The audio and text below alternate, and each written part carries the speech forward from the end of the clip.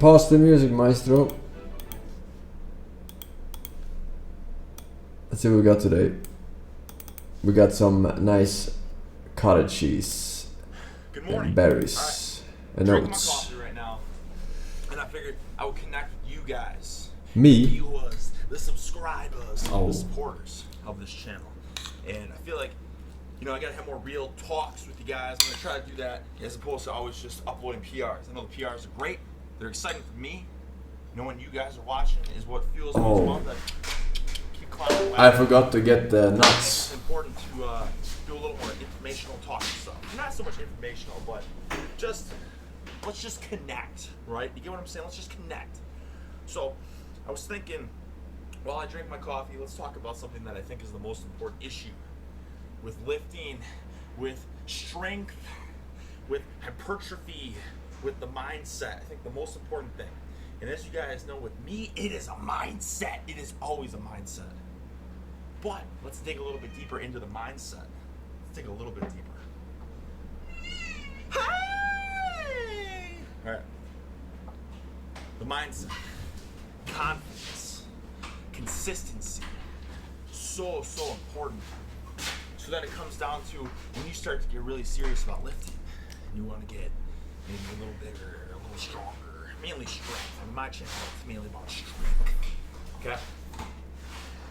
Then you start to run into the issue of whether you should hop on gear. People are accusing me of not being natty. Okay, let's talk about this whole natty deal and my stance on it.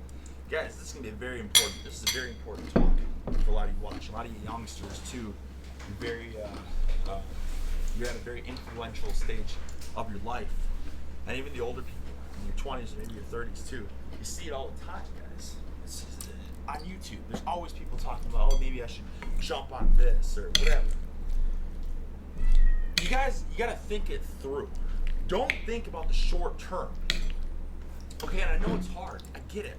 I know it's hard because we live in a day and age, we live in a society where you can no longer just go to the gym and be like the strongest dude in the gym. I mean, yeah, you can do that, or you know, maybe there's one guy stronger, whatever.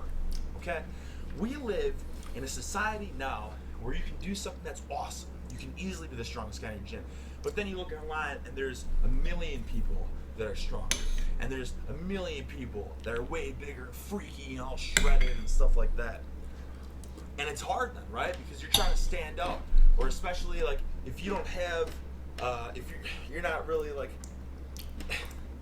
you don't have your life figured out yet, and you're trying to see like, oh, well, maybe, you know, maybe I can be like this guy. You know, maybe I can build my name and my brand off of being like just freaky or the super strong or whatever. You guys gotta understand that a lot of the people that you see, a lot of these like even just power lifters or strongman or like these bodybuilder guys, like these guys are a dime a dozen. Okay, they may be in the spotlight for their 15 minutes of fame, but then they're gone. You never hear about a lot of these guys again. So you just can't look at like, oh, look at this guy. Whatever, he's got X amount of followers on Instagram or his channels, whatever. Because it's all temporary if you go a drug route, okay? The drugs give it and the drugs take it. That's the biggest thing that you gotta understand is that it may, whatever, add 100 pounds to your bench press, your deadlift, maybe you'll put 20 pounds, dense mass, and you'll be all vascular and shredded. But that's not gonna stay, okay? I feel like a lot of times people get caught up in, well, maybe if I just do a cycle or whatever, then I'll hold on to some of those gains, and then it will all be worth it. No, you won't, okay?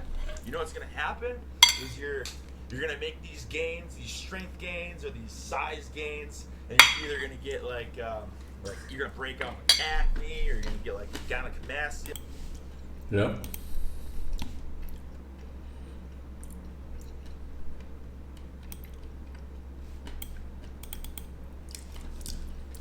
My God, dude.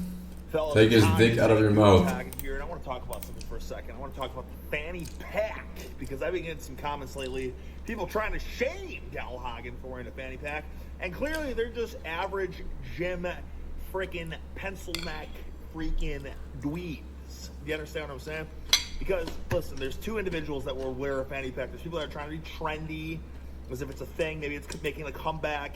Or I actually had a guy the other day, an old gentleman, come up to me and say, I had a fanny pack back in the 90s, and he was trying to like shame me for it or whatever. But it's like, joke's on you, old man. I'm getting stacked and swole. You're withering away into oblivion. Now, why is that? Maybe you should be wearing that fanny pack, because let me show you something for a second. In this freaking pack, okay, what do I got? I got some of these freaking builders bars. That's 40 grams of protein right there. I got some freaking big bars. I got a freaking, cricket bar. I think this was a freaking peso. Peso. Another one. Another big bar. We got some more, pesos, and I got a guitar pick. Well, does it have euros? Isn't it American? Headphones. Listen. Here's the deal. People ask me about these, the headphones. They're like, "What? I didn't know they still made those." But fellas, listen here. All right, listen here. iPhone, they put some sort of restriction on volume or something like that. I bought plenty of freaking wireless headphones, and the tunes don't get loud enough to blow your eardrums out. And apparently that's for some safety mechanism. So I freaking went out, sought out the cord headphones so that they can't tell me that I can't blow my eardrums out. Do you understand what I'm saying? That's why I'll wear these. They can't freaking monitor my eardrums. You know what I'm talking about?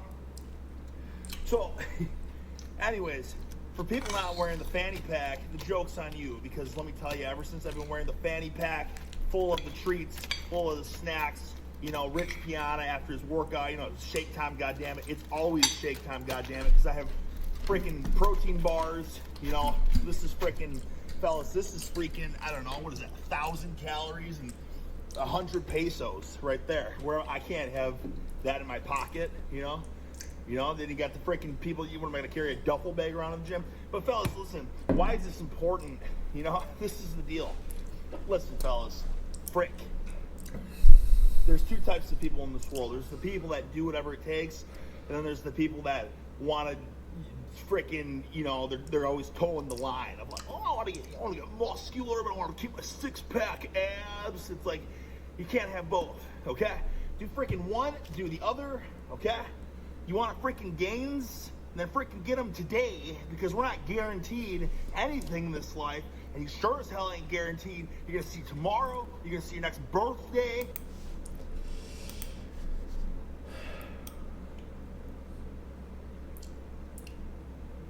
Fellas, it's Rick the Stick reporting in with a hot gold tidbit about the serious mass blast from your ass of gas and diabetic mass. And that's no lie, fellas. That is no lie indeed. When I checked my blood sugar last, guys, on Thursday, I didn't document it because I didn't think anything was going to be any different. The weight was the same. What difference could it make? But there was a difference, fellas. Fasted glucose was 108. Now, fellas, that is indeed pre-diabetic levels. Am I a bit concerned? No, I'm not, fellas, because the cause is serious mass. Now, when you're pre-diabetic, it's as simple as, take a day of fasting, clean up the diet a tad bit, whatever, do a bit of cardio, whatever, workout, anything. Pre-diabetic is whatever. It's not a big deal, It's the people that suck down the Coca-Colas every day. They're pre-diabetic, but they continue to suck them down. They continue to eat chili dogs and cheese fries. Maybe you should stop adding eating added sugar, and you wouldn't be pre-diabetic. Imagine basing your whole life, right, on workout and diet and still failing. It's crazy. Into the stratosphere of diabetic. It's fucking crazy. I want some freaking serious mass. You know what I'm saying? No pun intended. But I'm not getting that from serious mass, fellas. Instead, I'm getting pre-diabetic levels of blood sugar. Now, guys, that's not sounding very good, right? No gains, pre-diabetes. But there is something good that came out of it, and that is indeed, I have found how to properly utilize serious mass. And I don't want to sway you not to try this supplement. Don't be swayed by diabetes, okay? Because you'll be all right if you listen to my advice, okay? First and foremost, how how I consume the serious mass is I GHS two and K. shovel scoops Anyways. one full serving. I go 1 shovel scoop of wine, mixed with some chocolate milk and a banana. Okay, that is indeed taking that 1,260 calories serious mass shake up until about 1,500-ish, close to 1,500 calories of serious mass. Okay, but it's because it's 2 shovel scoops. I go 1 shovel scoop first thing in the morning. Sugar is mass. If you want to bulk up like this guy, shut the fuck up, man. Alright, carbs is mass. You don't have to have added sugar in anything. Like, you're so clueless. Don't talk to me, man. Into your bloodstream, okay? And it freaking supercharges you, fellas. And that's with 1/2 scoop of serious mass.